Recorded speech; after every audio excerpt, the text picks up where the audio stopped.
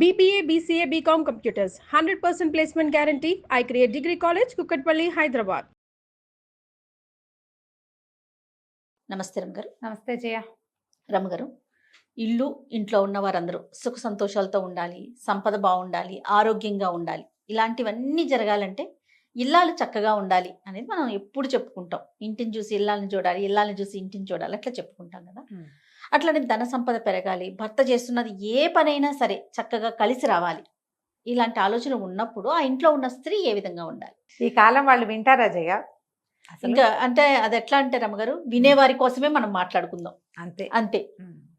భర్తల వ్యాపారాలు, ఉద్యోగాలు,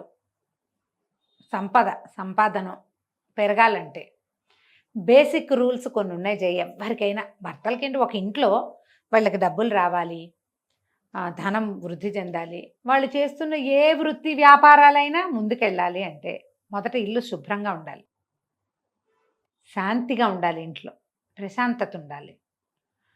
ఏ పూజా విధానాన్ని వీళ్ళు అవలంబిస్తారో వాళ్ళ కుటుంబాల్లో ఆ విధానాలు మానకూడదు, మార్చకూడదా. కొత్త దేవుడు అండి అని కొత్త దైవాలను తెచ్చుకోకూడదు. తెచ్చుకో, కానీ పాత దైవాన్ని విడనాడకూడదు. వాళ్ళ ఇంట్లో ఒక పద్ధతి ఉంది. ఇప్పుడు కోడళ్ళు బయట నుంచి వస్తే ఏం చేస్తారంటే జయ, తల్లుల ప్రభావం ఎక్కువగా ఉందనుకో, పుట్టింటి పూజలు తెస్తారు. తేయకూడదని కాదు, తేవచ్చు, పాతది మానేస్తారు. అత్తవారింట్లో ఒక నిత్యము అక్కడ పూజింపబడే దైవము, చేయబడే ఒక విధానము, అవలంబించే ఒక ధర్మము, ఆ ఇళ్లలో ఒక పద్ధతి ఉంది. ఎవరికైనా అన్నం పెడతారు, పక్షులు గూళ్ళు పెట్టుకుంటాయి వాళ్ళ పెరట్లో, అలాంటివి కూడా చేయ. తర్వాత ఎవరికైనా ధన సహాయం చేస్తారు, ఏటా ఇంతమందికి బట్టలు ఇవ్వాలని, ఇంతమందికి ధనం ఇవ్వాలని చేస్తుంటే ఇది కంటిన్యూ చేయాలి. అవి మానకూడదు. రైట్. అత్తగారు చేసేవి ఏవైనా, అత్తవారింట్లో జరిగేవి ముందంతా లేదండి మా అత్తగారే మొదలు పెట్టారు, నేను చేయకపోతే ఏమవుతుంది అని అడగద్దు.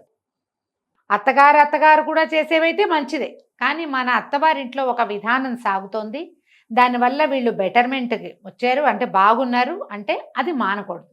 ఏవైనా చెడ్డ పనులు ఉన్నాయి వాళ్ళ ఇంట్లో, దీనివల్లే మీకు ధన సమృద్ధి లేదు అని మీరు ఏ పురోహితుడితోనో, ఏ జ్యోతిష్యుడితోనో, ఏ ధర్మశాస్త్రం, ఏ విచారణ చేసి చెప్తారు కదా, ధర్మ విచారణ చేసి వాళ్ళ వల్ల కనుక తెలుసుకుంటే ఆ పర్టికులర్ విధానం మానుకోవచ్చు. ఓకే.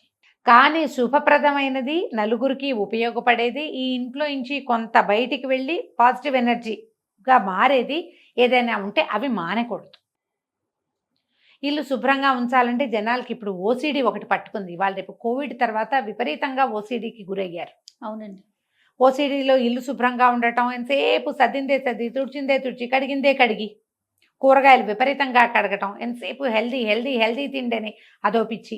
పీరియడ్ ఇష్యూస్, అది కలుపుకుంటే ఏమొస్తుందో, ఇది కలుపుకుంటే ఏమొస్తుందో, అది కలిసిపోయింది కాబట్టి అదేదో అవుతుందేమో, ఇలాంటి భయాలు పిచ్చల కింద ప్రబలిపోతున్నాయి.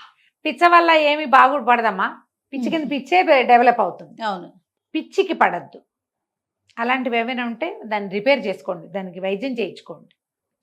కానీ అక్కడ అంటే చేయబడేటువంటి, అవలంబించబడేటువంటి ధర్మ మార్గాన్ని వదిలిపెట్టద్దు. సాధారణంగా ధన సమృద్ధి అనగానే లక్ష్మీదేవి, ఈశ్వరుడు రెండు విధానాలు ఉండాలి. లక్ష్మీదేవికి పూజ, మామూలుగా లక్ష్మికి పూజ అంటే మనం లక్ష్మీదేవిని పెట్టుకుని లక్ష్మీ అష్టోత్తర శతనామావళి చేసి నిత్యలక్ష్మి పూజ చేయటమే కాదు. లక్ష్మీదేవికి కొట్లాటలు ఉంటే నచ్చదు. మీరు పక్కింటి వాళ్ళతో పోట్లాట, వాకిట్లోకి ఎవరైనా వస్తే పోట్లాట, స్విగ్గీ జొమాటో వాడు వస్తే ఆ వాళ్ళతోటి కూడా వాదన, వాళ్ళతోటి కూడా వాదిస్తారమ్మా. ఏంటో సార్ అనలేదని, అవునన్నారని, మర్యాదగా మాట్లాడలేదని, ఎవరో ఒకరితోటి పోట్లాట. ఇందులో ఆడమగా తేడా లేదమ్మా పోట్లాటలకి. అన్నిటికీ పోట్లాడము. ఇంట్లో వాళ్ళే మా భార్య భర్త కొట్టుకుంటూ ఉండటం, అత్త కోడళ్ళు కొట్టుకోవటం, వీటి వల్ల సమృద్ధి రాదు. అవి తగ్గించుకోండి.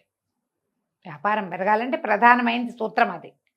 ఇప్పుడు భర్తలు చాలామంది అన్నదమ్ములు వ్యాపారాల్లో కలిసి ఉండి ఇళ్లల్లో సెపరేట్గా ఉంటారు. అలాంటి వాళ్ళు కూడా కనిపిస్తారు. మనము వాళ్ళకి తగాదా పెట్టేలాగా ప్రవర్తించకూడదు. సెల్ఫ్కి పెద్దపీట వేయకూడదు. సర్వతోముఖాభివృద్ధి, ఫ్యామిలీ ముందుకెళ్ళాలంటే నా సంగతే నేను చూసుకుంటా అన్న ఊహ చేయకూడదు. అప్పుడు ముందుకెళ్తాం. నీ ఒకదాని కోసం చూస్తే ఇంకేముంది, సంఘటిత శక్తులు అవి ఏమి ఉండవు అక్కడ. మనమే ఉంటాం. కొన్నాళ్ళకి మనం సెపరేట్ అయిపోతాం. ఈ ఒంటికాయ సొంటి కొమ్ము జీవితం ఏం సుఖం? దానివల్ల సుఖం లేదు కదా. అవును. లక్ష్మీ పూజ చేయటం, తర్వాత ఈశ్వరారాధన చాలా మంచిది. ఇప్పుడు మనకేంటంటే పర్వదినాలు వస్తాయి. ఇప్పుడు ఈ నమ్మకాలు లేని వాళ్ళకి ఏం చెప్తామంటే, వాళ్ళకి ఇది పూజ చేసే నమ్మకాలు పెట్టి ప్రార్థన చేసే నమ్మకం ప్రతివాడికి ఉంటుంది. పూజ ప్రార్థన రెండు సమానమేనమ్మా, ఒకటే.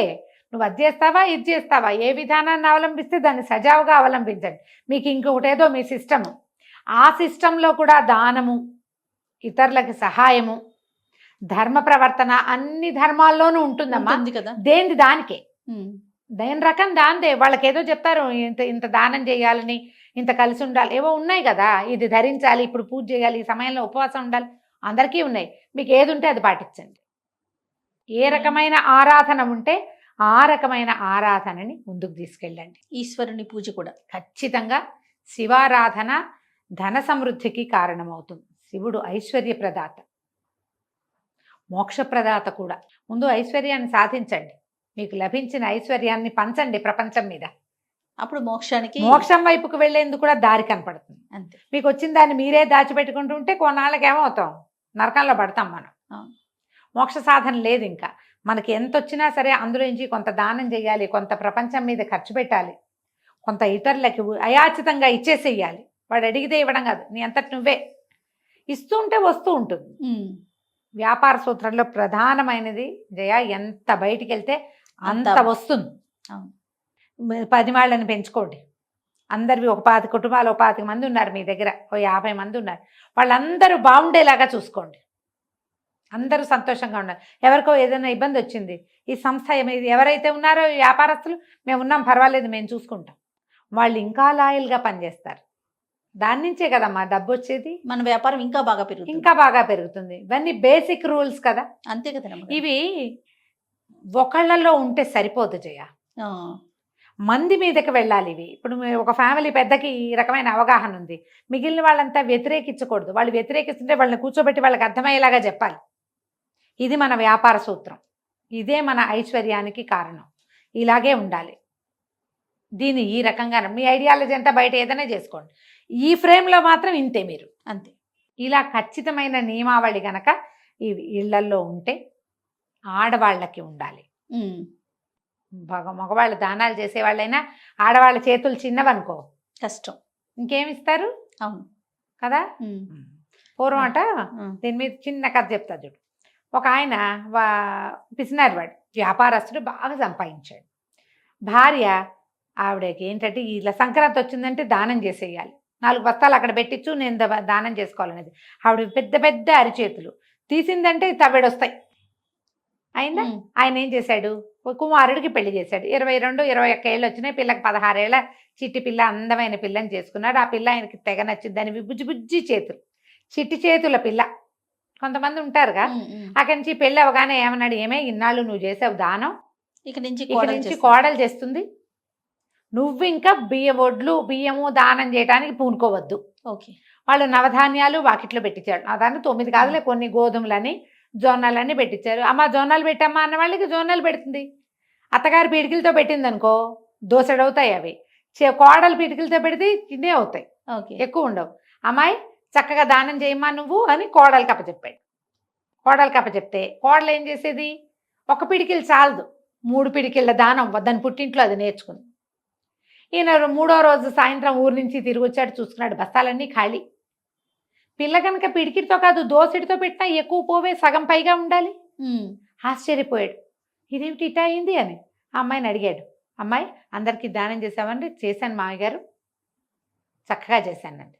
మెల్లిగా భార్యను పక్కకి తీసుకెళ్ళి అడిగాడు, ఏమే దాన్ని చెయ్యి చూడు, ఆ పిల్ల చెయ్యి అంతే, చిట్టి పద్మం వల్ల ఇంతే చెయ్యి, అది ఎంత పెట్టినా వెళ్ళవే, ఎంతమందికి పెట్టినా ఇటా పెట్టింది, మొత్తం ధాన్యం అంతా అయిపోయింది, అన్ని బస్తాలు ఖాళీ అయిపోయినాయి, ఏం మిగలేదు, కనుమ నాటికి ఖాళీ మొత్తం. అడిగితే ఈవిడ చెప్పింది, నేను 1 దోసెడే పెట్టేదాన్ని, దాని వాళ్ళ పుట్టింట్లో వాళ్ళ నాన్నగారు 3 పిడికిళ్ళు పెట్టించేవాట, 3 దోసెలు పెట్టించేవాట. 3 దోసెలు అత్తగారి దోసెల కంటే పెద్దవే అవుతాయి. అంతేగా. పిల్ల అలవాటుగా పెట్టింది, నువ్వు దానం చేయమని ఇచ్చేవు. ఆయన నెత్తి మీద చెయ్యేసుకున్నాడు. వెళ్ళే అలవాటు ఉంటే మన ఇంట్లో నుంచి ఎట్లయినా వెళ్ళిపోతుంది. ఆ దారి చెయ్యండి. పిల్లలకి కూడా అట్లా డొనేట్ చేసే అలవాటు చేయండి. పిల్లల పాత బట్టలు డొనేట్ చేయండి, పాత పుస్తకాలు డొనేట్ చేయండి, కొన్ని కొత్త బట్టలు కొత్త పుస్తకాలు కూడా చేయండి. పాతవే చేసి ఊరుకోవద్దు, అవును. కొత్తవి కూడా చేయండి. చదువుకునే పిల్లలకి చదువు చెప్పించండి. పని వాళ్ళ పట్ల అతి కఠినంగా వ్యవహరించద్దు. చెయ్యి విడిస్తే సంపద వస్తుంది. లక్ష్మీ పూజ, శివారాధన ఈ 2 నియమంగా ఉంచుకోండి. రైట్. నమస్తే అమ్మగారు. నమస్తే జీ.